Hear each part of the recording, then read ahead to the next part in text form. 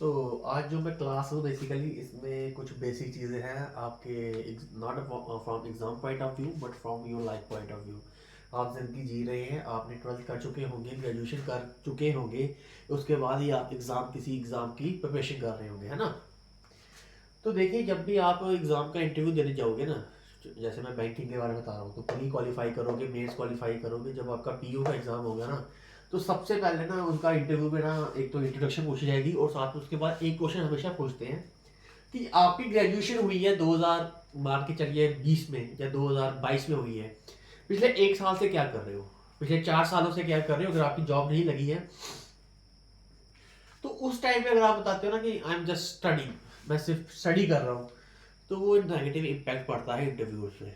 तो उस टाइम आप क्या जवाब दे सकते हो, या फिर आपको पढ़ाई के साथ साथ कुछ स्किल डेवलप करने की ज़रूरत है। जैसे कि आप क्या कीजिए, कुछ ऐसे ऑप्शंस मैं आप यहाँ पे एक्सप्लेन करने लगा हूँ जो आप अपनी स्टडी के साथ कर सकते हैं, और अगर आप यही स्किल्स आप इंटरव्यू में जाके बोलें तो आपको अच्छे पॉइंट मिल सकते हैं।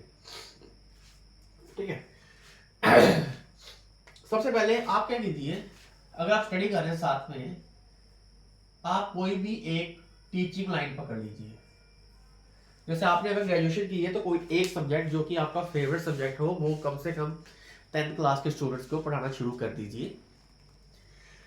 अब टीचिंग एक बहुत अच्छा प्रोफेशन है, बहुत नोबल प्रोफेशन है, बहुत अच्छा प्रोफेशन है। एक तो ये आपके लिए एक सोर्स ऑफ इनकम क्रिएट करेगा, उसके साथ साथ आपका एक्सपीरियंस बढ़ाएगा। ठीक है, जब आप 10 लोग बच्चों के साथ पढ़ा रहे हो, उनके पेरेंट्स से बात कर रहे हो, तो आपको बात करने का तरीका अच्छे से आएगा। तो टीचिंग आप पार्ट टाइम ऐसा कर सकते हो, और ये चीजें जरूरी है, स्टडी के साथ ये चीजें बहुत जरूरी है। दूसरी चीज क्या कीजिए, आप नेटवर्क मार्केटिंग ज्वाइन कर लीजिए। नेटवर्क मार्केटिंग कंपनी है। नेटवर्क मार्केटिंग का कंसेप्ट बहुत अच्छा है, इसकी डिटेल में मैं किसी दिन क्लास लूंगा। नेटवर्क मार्केटिंग क्या है, बहुत अच्छा सब्जेक्ट है, और खासकर जो कॉमर्स के स्टूडेंट हैं उनको पता होगा कि नेटवर्क मार्केटिंग क्या है। और मार्केट में बहुत सारी कंपनी है, it is also a good source of income. आप नेटवर्क बनाते हो, नेटवर्क के थ्रू किसी प्रोडक्ट को सेल करते हो, उससे जो कमीशन मिलती है आपको, वो आपकी इनकम बन जाती है। तो नेटवर्क मार्केटिंग आप कर सकते हो। एफिलिएट मार्केटिंग, जी बिल्कुल सही कहा।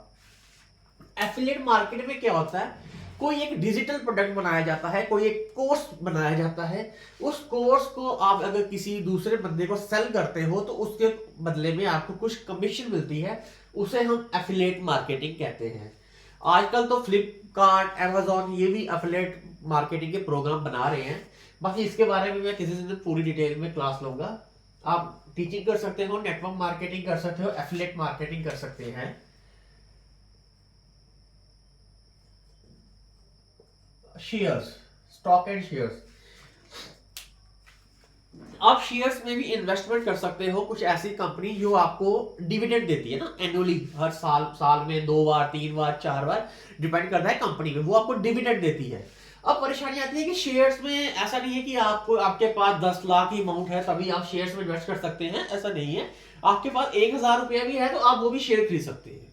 हाँ, बहुत सारी कंपनी है, जैसे एमआरएफ है, उसका शेयर 1,05,000 रुपये है, वो आप नहीं खरीद सकते, उसके लिए आपको अच्छी खासी कैपिटल चाहिए। मगर और भी बहुत सारे शेयर्स हैं, जैसे वेदांता शेयर्स है, टाटा मोटर्स का शेयर्स है, टाटा पावर का शेयर्स है। ये शेयर्स कुछ ऐसे हैं, दो दो मतलब कि 400 में, 600 में आपको मिल जाएंगे शेयर्स, और ये आपको डिविडेंड भी देते हैं। आईटीसी कंपनी का शेयर है। तो शेयर्स के बारे में भी मैं बताऊंगा कि मैंने, मेरा अपना पोर्टफोलियो है, मैं आपसे भी शेयर करूंगा कि आप इसमें से रह के आप डिविडेंड भी कमा सकते हो कुछ ना आपने। तो ये 4 तरीके मैंने बताए आपको, आप कीजिए। इसके थ्रू जब तक आपकी जॉब नहीं लगती है ना, तब तक आप ये काम कीजिए। और जब आपकी जॉब लग जाएगी ना किसी भी फील्ड में, जब तक आपकी गवर्नमेंट जॉब नहीं ना लगती, मैं कहता हूं आप प्राइवेट जॉब ही करो, मत करो।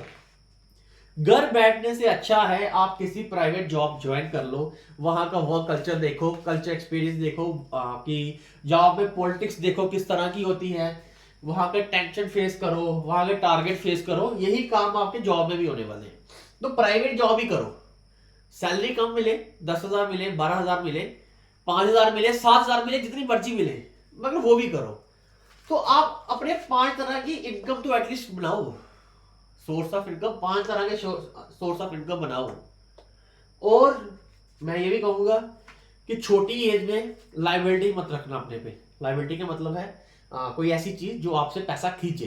एग्जांपल के तौर पे लोन गे, बाइक लोन पे लेके आगे, कार लोन पे लेके आके, जिसकी ईएमआई आपको पे करनी ही करनी है। तो ऐसी लाइबिलिटी से फिलहाल अगर आप छोटे हैं तो बचें। सेटल हो गए हैं, मैरिड हो गया, अच्छी खासी जॉब है, आपकी सैलरी 1-1.5 लाख महीने की आ रही है, तो आप लीजिए। मैं ये नहीं कहता नहीं लीजिए, बिल्कुल लीजिए, लेकिन फिलहाल स्टार्टिंग की एज में लाइबिलिटी से बचें और उसकी जगह ये चीजें करें। बाकी होप आपको ये चीजें, ये जो मेरी वीडियो है इसने वैल्यू दी होगी। अगर आपको ये वीडियो वैल्यू देती है, मेरी वीडियो को लाइक करें और शेयर करें। और अगर आपको वो वीडियो बेकार लगती है, और कमेंट करके देखें कि आपको ये वीडियो अच्छी क्यों नहीं लगी है। Have a very good day all of you, thank you.